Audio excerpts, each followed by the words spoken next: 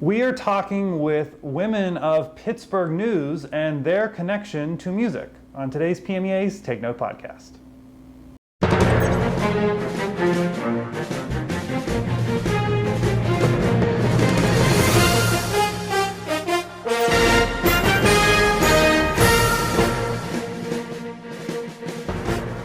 Everybody, I'm Mark Tespadakis. Welcome to this edition of PMEA's Take Note podcast. It's another on-the-road podcast where we just love to find different backgrounds to sit in front of and interview people.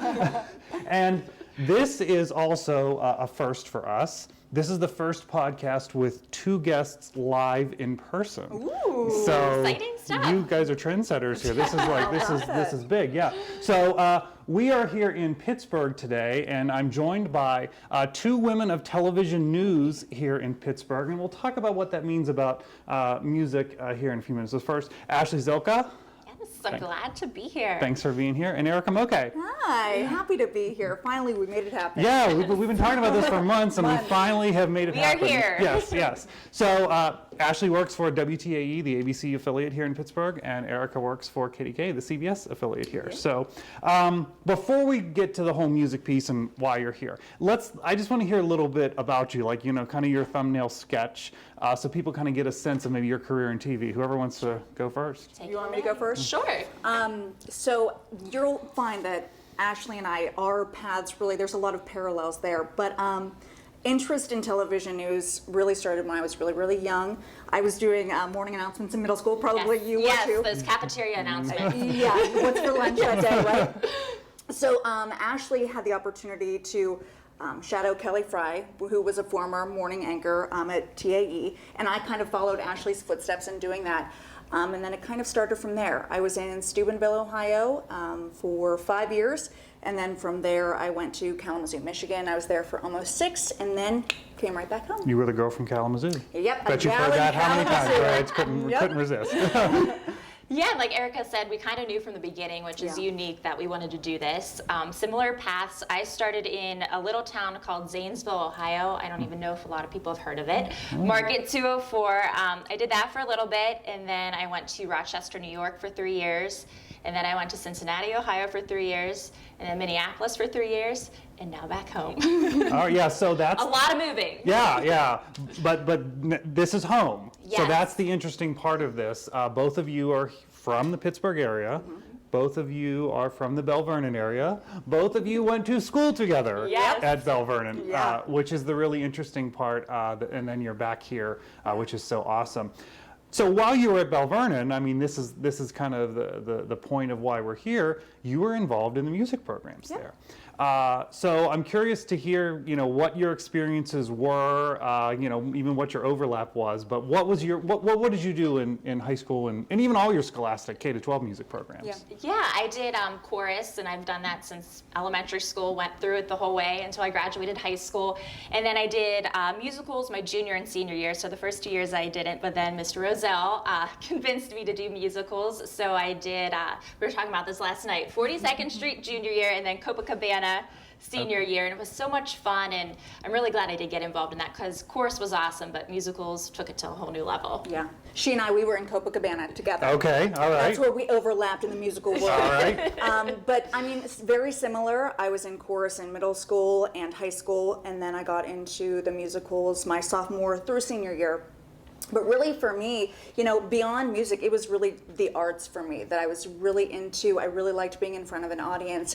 So because of that, that's why I knew I wanted to do something where I could continue that, being in front of an audience, because that's where I really felt that I thrived and really whenever I came alive. So all of those different things, either in middle school, the musicals, high school, chorus, that sort of thing, it all kind of contributed to what I was ultimately going to do, which was be in front of an audience. Yeah, and it's really taking yourself out of your comfort zone when you're performing, and not that you're performing when you're a journalist, but you are speaking to people. You're in front of a lot of people, whether you're emceeing an event or doing a news story. So it kind of really does tie in a lot if you think about it. It does. So was that kind of then in your head, like you both talked about, like, boy, I knew that I wanted to work in this career. Did you say, boy, I should do this because maybe that's just another thing to help me perfect those skills? Were you even thinking of that at a time, or just... You know, I don't think so. I feel like, at least for me, the musical portion of it started first, whether it was chorus or the musical, and then I saw, you know, how those skills really lended themselves really well to what I was thinking about doing. Like, of course, I was doing musical, I was doing dance, I was doing cheer, and chorus, what have you. And because I was doing those things, I was comfortable in front of people. And so whenever I was doing like the morning announcements, people would say, oh, you're really comfortable in front of people and doing this. I could see this as a career for you. So they kind of just married and we went from there. Yeah, I agree, because I think at least with chorus, musicals was only junior and senior year, but musicals you started chorus you started a young age and you're performing in front of people and you're getting comfortable, so I don't think I put them together. Yeah. But like you said, by the time you were ready to start doing morning announcements or even high school little newscasts, you were comfortable being in front of people and you weren't shy because you did have something like chorus where you're performing, you know, couple times a year, so. Right. So, you know, you both talk about Mr. Roselle, who's now retired. Yes, happy retirement. Yeah, for those who don't know, Mike Roselle has been at Bell Vernon for, gosh, I don't know how many years, but quite a number of years. Long time, yes. Yeah, and has done so many wonderful things there, including has really built that musical program there to be so fantastic. You know, I know they ran into some bumps along the way this year. You did a story on that. You were out there with them. So let's talk a little bit, you know, about that process, right? So you were involved in the musicals there, and there's a whole process to that first read through. Then, okay, we have to learn the words, we have to learn the songs, we have to learn the visual aspect of it. I mean, have you taken part of that and said, okay, this is a process, and as I put together a story or as I work on a newscast, like, is that part of how your thinking is? Like, I think back to my musical time. I guess my question is, what skills have you taken away? I think, you know, research in kind of a way. You know, you're researching before a story, but you're also researching before you try out for a musical or a play. I remember specifically, and I kind of talked to you about 42nd Street, you're like, yes, that was the tapping musical, and I, unlike Erica, have no dance experience. So I did not know how to tap dance, and I remember, though, you had to prepare and research, and I just remember kick the bug, step on the bug. And it was like the most basic tap dance, and I remember being in my basement and just practicing, probably with your cousin. Yeah. But you do have to prepare, and it helps you go through certain steps, because you're not going to go on stage not prepared, you're not going to go on TV not prepared. Right. And I think another thing too, you know, whenever you're in the process of doing the musical, if you have a speaking part, you're memorizing those lines, right, from the script. And whenever you are going live, or if you have to ad-lib some breaking news, you're kind of memorizing in a way what you're going to say, or you at least have the bullet points. So drawing from that experience of memorizing my lines for a musical and memorizing kind of the lines that you're going to deliver whenever you go live. Another thing that I've really drawn on, especially from whether it would be dancing or in those musicals, would be the change in my tone of voice, or the different inflection or the different facial expression, which I think really comes in handy whenever you're anchoring, right? Because it's really just you and a screen and a camera, but you have to be able to have different emotions and show those emotions, whether it's subtly through your expression or even through the change of voice. So I think those are things that I've really drawn from in those experiences. And going off of that, you know, you do memorize, but you also have to be conversational. And so that's the same thing when you're in a musical. You might know all your lines, but if you sound like a robot, that's really not going to relay well to the audience. And that's the same with anchoring, reporting. Although you memorize your lines, you really have to be conversational. You can't talk fast. Yeah. you got to, you know, pronounce everything correctly. You got to be articulate, and I think that's the same for musicals as well. You have to deliver. Yeah, it's, you know, I've always said that to me, like, kind of my test of a reporter or an anchor who knows their stuff is if they're thrown into some rolling breaking news coverage and you don't know much new, but you have to keep talking because you're not breaking away from it, because something new might happen. And we've all seen those people who have no ability to do that, and to your point, are monotone and are literally repeating the same thing, the exact same words. Yeah. In a musical situation, be it a musical, choir, band, whatever it is, there's always that little tension that something might not go right. And you have to be ready to pivot so the audience doesn't know that something just didn't go right. And I imagine that's very much the same thing in television, live television, for sure. Especially breaking news situations, and I think those are probably the times where you really have to wing it. And if you think about it in a musical, I mean, you should be prepared, but sometimes you have to wing it because the unexpected happens. And I noticed that happens a lot out on the field with those breaking news situations where you aren't going to have a script always, so you kind of just got to go with it. And the saying goes in musical theaters, in movies, and in local news, the show must go on, right? So no matter what is going on, whatever is scripted, if something does happen and you're out there either on the stage or on TV, the show must go on, and you have to figure out ways to keep doing it. And I think too, that's another reason why Ashley and I were in those different markets before coming here, right? We had to work the bugs out. Right. Because it's not always, right off the bat, it's not that you're going to come out of school and be ready to just ad-lib breaking news on and on and on. So we get to learn those things in those small markets. For me, it was Steubenville. For her, it was Zanesville. So that we can really build up our skills to feel confident and comfortable, at this stage of the game whenever we are in a breaking news situation. Just kind of fine-tuning, every few years and getting, like you said, comfortable. I mean, probably in Zanesville, if I would have had to go live without a script, oh goodness gracious, you're going to panic. And it's kind of like, you're not going to go straight to Broadway. Right. We're not going to go straight to our dream market. Right. So. Exactly. Yeah, and that's interesting because I think here's a parallel again between music and this career field, that I think there are a lot of people who think, like in our space, music educators who graduate and think, I'm going to go into a program that I'm going to be a marching band director and there's going to be 150 kids and I'm going to have this amazing staff and this budget. And I'm going to be prepared for that because that's what I know. But they may go into a struggling program that has, 10 kids in the band and not a good feeder program. And then that's the shell shock, right? And I think maybe that's exactly what you're saying, in that first market of, I have to do this without a script. And two, you think about it, whether it's, your choir performance or if it's that musical, you have rehearsals leading up to it, right? You have rehearsals leading up to the big show. We had rehearsals in that other market leading up to the big show, which is now at home in Pittsburgh. The other thing too is, I don't know about you, but I never wanted to come back to Pittsburgh and in front of the people that I grew up with fall on my face, you know what I mean? And just be bumbling around and have no idea what I was doing. Right. So that's why that practice is so important. That is so true. I mean, everyone, Pittsburgh's obviously a big hometown, and we have our family here, our friends here. And now I feel like we know what we're doing, which is great. Right. Yeah. Well, you do. I live here in Pittsburgh, and I see both of you, so you both. Yeah, I can see that. For sure. So I just wonder then, in your work, is there a little bit of a soft spot for when some art story comes up that you kind of want to see if you can't make that happen?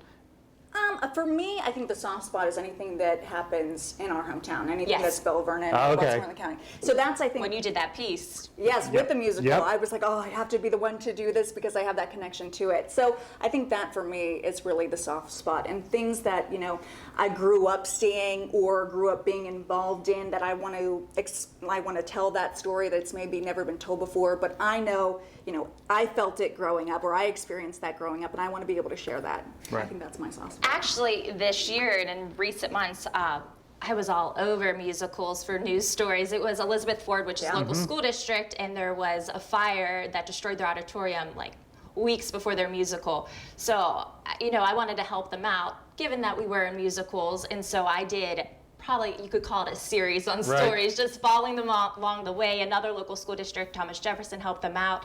Then they got all of these awards last month, and you can relate to that, how they're making costumes, how they're performing, and they put all this work into it, and then to see that destroyed, but then for them to rebuild it, we know what the process is performing. So I feel like those kind of stories do have an impact. I'm an Elizabeth Ford graduate. Oh, you are? Yes. Okay. And when I was there, Bell Vernon was the big football rival. Yes. For us. Yes. Yeah. I don't know if that's still the case. I don't know if it might be Ringgold now. I don't know what your rival would be. It was Yock whenever we were in school. Yep. All right. All these Mon Valley I know. schools. Mon Valley girls. So that's interesting. Like you see the story and boy, how can I connect to that? So you feel differently about it, right? You know, it just Sure. hits different because you grew up in that atmosphere, you grew up in that environment, so it means a little bit more to you. Absolutely. You know? Yeah, and well, that is valuable, I think, for any reporter, Yeah. whatever they can bring to that. And especially, I think, now in the way television news has evolved, there are not as many of those type of stories. You know, every station used to have a feature reporter full Right. time. And so whenever you can, unfortunately, the Elizabeth Forward story was because of something that happened, but then you can kind of build that into a little bit more of a Right. feature and tell those kids' story, which is Absolutely. awesome. Absolutely. So, all right, your career isn't in music and the arts. Obviously, we've made that clear. But what ways do you, as people, I mean, as separate from, you know, when the red light comes on and you're on the air, what ways do you, as people, kind of keep the arts still part of your life? I am the biggest like musical fan. I go to New York several times a year. Okay. I love Broadway. I'm obsessed when shows come to Pittsburgh.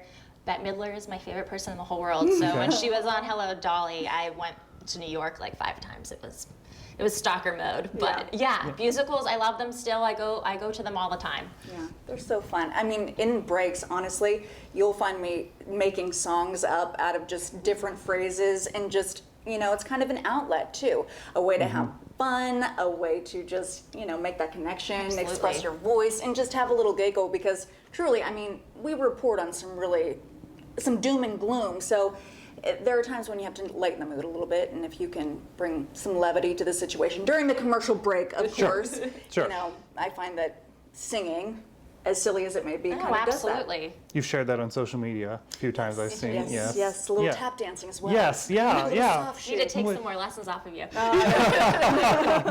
Yeah, I mean, that's really interesting that you know, like, yeah, you're doing some really, really serious stuff. And I mean, kind of off the top of music and arts, like, does that get to you? Does that grind on you at some point of boy, this was a really tough news day? I know you were talking yesterday, you reported on all these shootings in the city Right. on a Sunday. I mean, does that get to you at some point?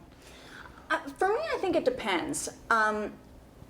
It's situational, right? I mean, there are some things where, you know, you hate to be like this, but in a way, it's like we're trained to kind of desensitize ourselves to these situations so that we can get through it.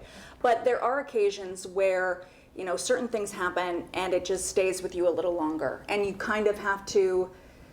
You want to be sensitive to the situation and you want to be empathetic. So you're trying to channel those emotions appropriately, but at the same time you have to at some point turn it off so that you can get through telling that story without starting to sob and, you know, to get really, really upset. You know, it's just situational. It's whenever it's I agree. something, you know, that's out of the ordinary, right, that happens. So, you know, it just kind of all depends, at least for me. Yeah, like what she's saying, you can't go in front of the camera and start crying, unfortunately, even though it might be breaking your heart inside, and you have to be unbiased to the viewer because not everyone's going to have the same opinion as you.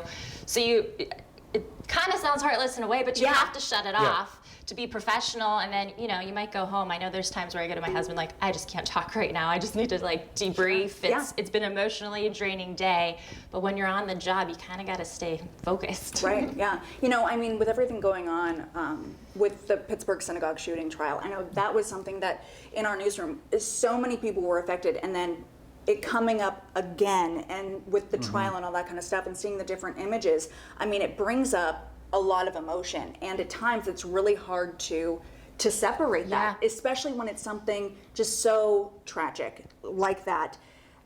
It's hard. It really, really is hard, and there were definitely tears in the newsroom recently with everything going on. I'm sure. You know, I've always found it really interesting, you know, like in local news, you're really at the front lines of a whole variety of different stories. You know, the synagogue shooting is one. You were in East Palestine for a lot of that. This huge two huge really national stories that you're on the front lines of locally, and then just so many things, of course, that happen in the town that the average viewer is then not in front of.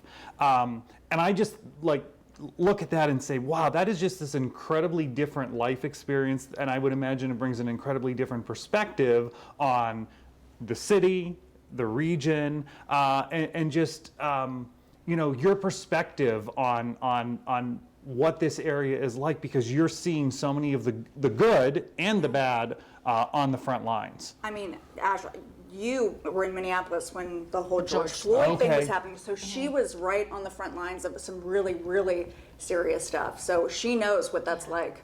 Yeah, those were the nights you definitely just don't want to talk to anyone when you Yeah. get home. I mean, we obviously know all about that movement, but yeah, it's a lot. And I think we realize we're going to have access to things that the public's not going to. So it's our responsibility to share that story here locally. Like you said, East Palestine, people aren't going to get to go where we're going. Yeah. So, you know, it's a responsibility for us to be able to inform the public about things that maybe they can't get up close to and see. Same with George Floyd, and I'm sure with many other events that we cover. But yeah.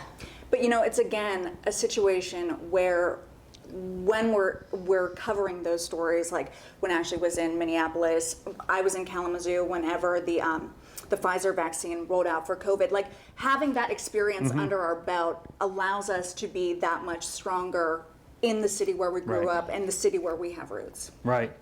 Well, I think it's so awesome that you're back here in Pittsburgh and you bring that. happy to be here. Yeah. So happy. Yeah. So, all right, let me just go with one last question. Let's bring it back to the music and the arts piece here. Okay, sounds good. So, let's say there are some students at Bell Vernon Middle School, High School right now watching this, or anywhere across the state. We'll say Bell Vernon. What's your advice to them? You know, like why should they stay involved in a music program for whatever career choice they might have?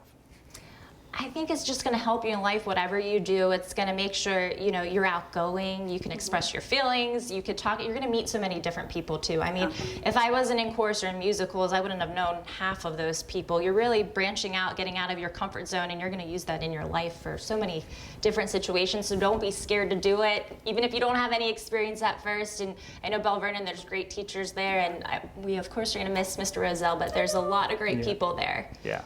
Yeah, and it's, you know, getting out of your comfort zone, which I think sometimes, you know, singing in front of an audience, that's very vulnerable, right? Acting in front of an audience, that puts you in a very vulnerable position. So if you do that and get through that, that really opens the door to so many things. And I think public speaking is one of the most feared things of doing, like for adults, like it's People most say they're fearful. more scared of that than death. Exactly. Yes. Yes, Yes, it's exactly. true. So really, that exposes you to that very early, so you can kind of, you know, dilute that fear. And plus, as Ashley was saying, like you meet so many wonderful people. It's so much fun, you know. And I think really that allows you to explore different areas of yourself to find out what you really enjoy doing and what you really can do in the future. And you create lifelong friendships. Absolutely. Here's an example. I mean, Absolutely. right? You know, when you were Yeah. doing the musical back then, For who would have sure. known? I think it is crazy that she and I literally grew up on the same like street. It's on the Okay, same street. okay. Yes. Our parents live on the same street. It's crazy. Yeah,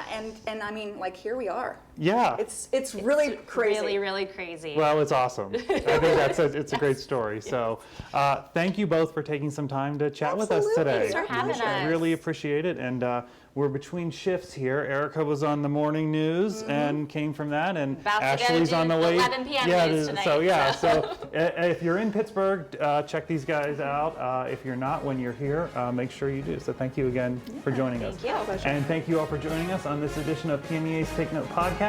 We want to thank our sponsor, the Grove City College Department of Music. We will see you next time.